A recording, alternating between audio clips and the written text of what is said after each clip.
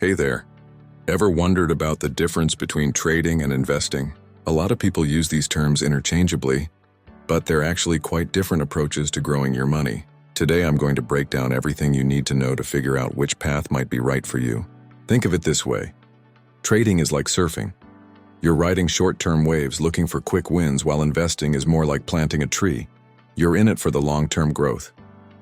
Both can make you money, but they require different strategies and mindsets. Let's start with the basics.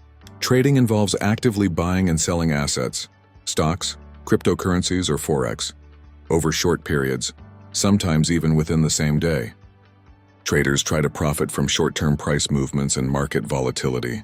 Meanwhile, investors buy assets with the intention of holding them for years or even decades, focusing on the fundamental value and growth potential of their investments. The biggest difference? Traders are like sprinters. They need quick reflexes, technical analysis skills, and the ability to make split-second decisions. They watch charts, use trading platforms, and often rely on technical indicators. Investors are more like marathon runners. They need patience, research skills, and the ability to ignore short-term market noise while focusing on long-term trends and company fundamentals. Now let's talk about risk and reward. Trading typically offers the potential for quick, larger returns, but it also comes with higher risks and can lead to significant losses if you're not careful. Investing, while generally less risky, requires patience as returns build up more slowly over time through compound interest and steady growth. The lifestyle differences are pretty dramatic too. Traders often need to be glued to their screens, making it almost a full-time job. They need to constantly monitor market movements and be ready to act at a moment's notice. Investors can be much more hands-off, reviewing their portfolios maybe once a quarter or even annually.